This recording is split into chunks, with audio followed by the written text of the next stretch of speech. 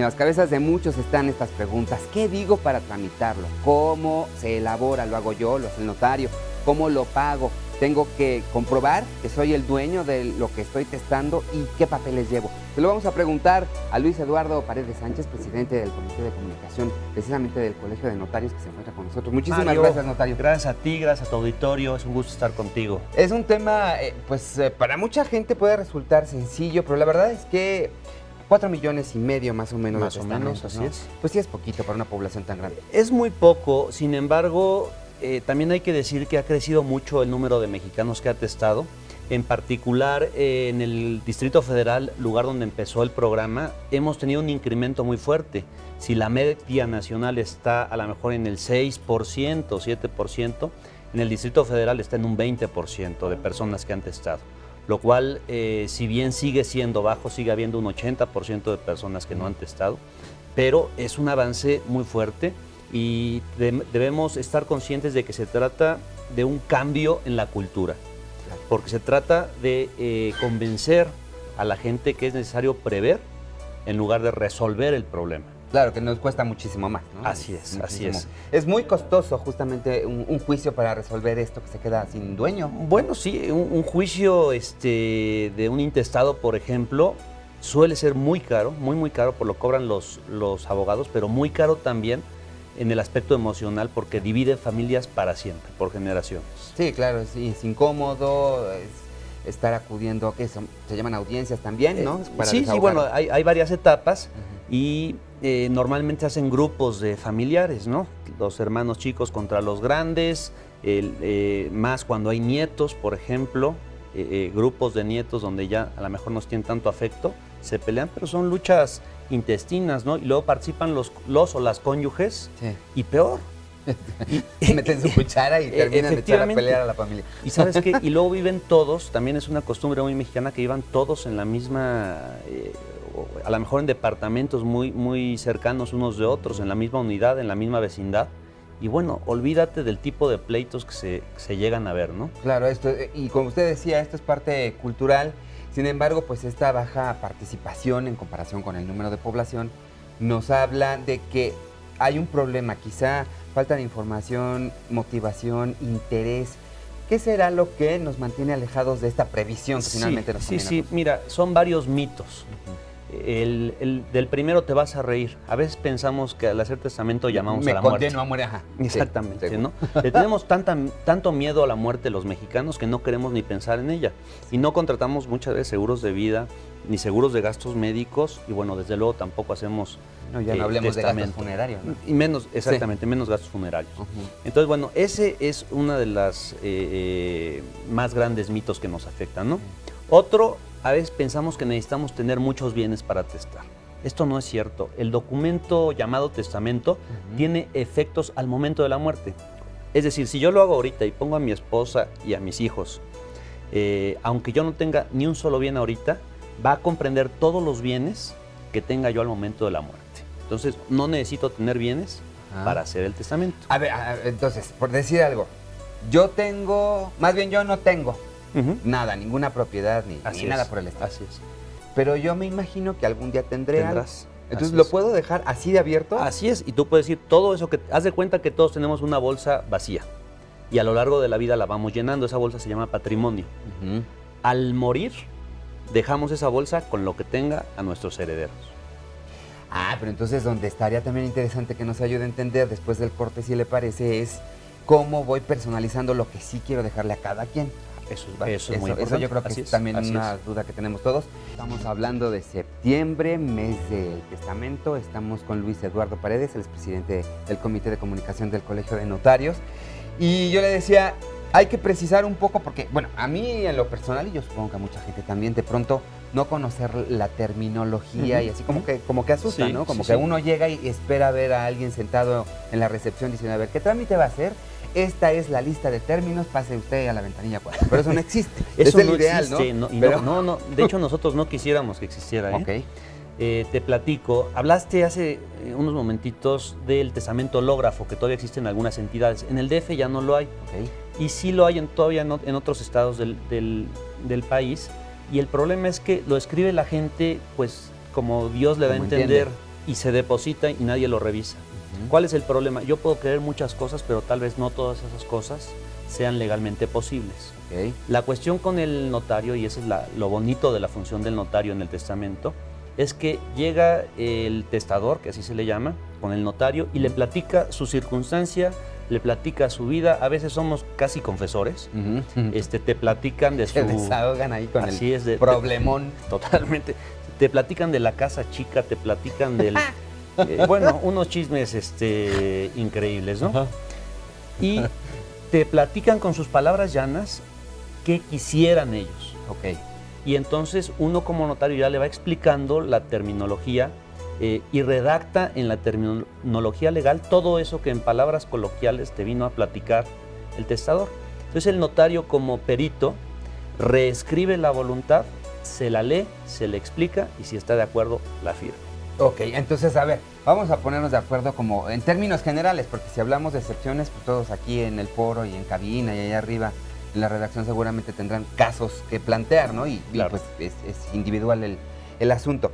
Si nos vamos sobre mitos, hablábamos sobre de esta bolsa de patrimonio. Así es. ¿Cómo establezco, esto lo quiero para mi hijo el chico, esto lo quiero para mi hija la grande, esto lo quiero para mi tía, esto lo quiero para mi sobrina, para la casa chica que no se entere mi esposa, pero también hay un guardado? Así es. ¿Cómo se establece? Hay una disposición principal que es la de heredero. Eso significa entregarle todo mi patrimonio a esa persona. Ok. A esa o a esas personas. ¿De acuerdo?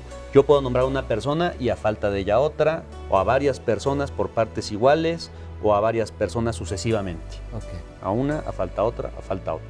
Es como si dijéramos estas películas del México viejo, ¿no? De el heredero universal. Universal. ¿Sí existe? Ese es el heredero universal. Así yo es. Pensaba que era argumento de película. Así bueno. es, así es. De hecho, en las novelas dicen heredero universal de todos los bienes. Heredero ya significa universal y de todos los bienes. Bien, yo puedo, además de ese heredero universal, que le tocan todos los bienes, los derechos y las deudas. ¿También? Todo. Y es importante porque si yo tengo un deudor y se me muere, ¿quién me paga? Para eso están sus bienes. ¿De acuerdo? Bien, entonces yo puedo sacar de la herencia, que es esa gran bolsota, un legado. Digamos, una casa, un departamento que ya no le doy a mi esposa, sino la quiero para un hijo, o la quiero para un primo que me ayudó a construirlo, o a mi socio del negocio. En fin, ahí dependiendo de las circunstancias de la persona, se puede aconsejar qué se requiere.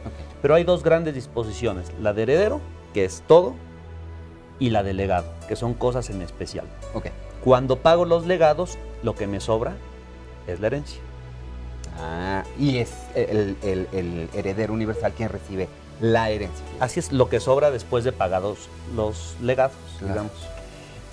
Cuando se entrega, por ejemplo, una casa, fui heredado, me dieron una casa. ¿Yo pago los derechos por la transferencia o es escriturar nada más? Se hace una escritura y esta escritura, si bien está exenta de impuestos sobre la renta por adquisición, que sería lo más caro, sí paga impuestos locales. El impuesto sobre adquisición de inmuebles en el Distrito Federal, en algunas entidades se llama impuesto al traslado de dominio. Y se pagan los derechos de registro público. Eso sí no hay manera de evitarlos. Hablando también de mitos, cuando yo llego tengo que llevar algún tipo de documentación, digo, porque yo puedo heredar muchas cosas y yo puedo dejarle a mi compañero de la cámara el Palacio de Chapultepec, pero pues obviamente no es mío. Claro. ¿Compruebo que soy dueño de...? No, de hecho el único gran documento que hay que llevar es la identificación oficial. Prácticamente, se las pongo fácil, la credencial para votar. ¿De acuerdo? Todo lo demás, vamos a necesitar la CURP, pero la CURP viene en la propia credencial para votar. Todo lo demás es declaración. Vamos a suponer que yo dejo efectivamente el Palacio de Bellas Artes, ¿no? A quien corresponda. Bueno, a la hora de tramitar la sucesión, lo primero que se hace es un inventario. Y entonces, si lo heredado, bueno, el inventario va a determinar qué hay dentro de la bolsa. Si hay legados y un legado no se encuentra dentro de la bolsa, el legado es nulo. Entonces no pasa nada. No pasa nada.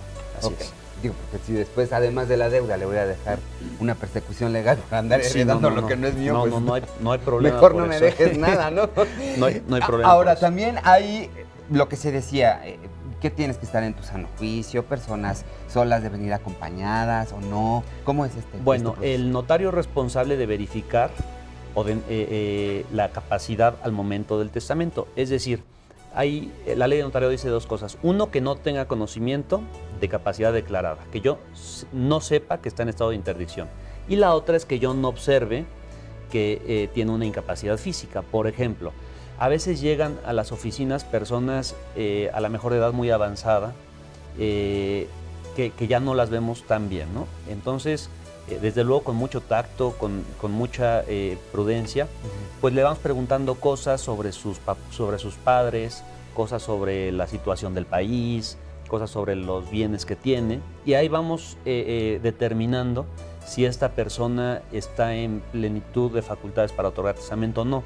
Okay. La gran mayoría de los notarios, todos los notarios, en caso de duda, prefieren no otorgar el testamento. Okay. El testamento se trata de dejar seguridad. Cuando tenemos dudas sobre el tema, preferimos no hacerlo, porque en ese caso va a ser más seguro irse por el lado legal que irse con un testamento en el que no estamos seguros de la plenitud de facultades. ¿Y esa ruta legal implica el juicio?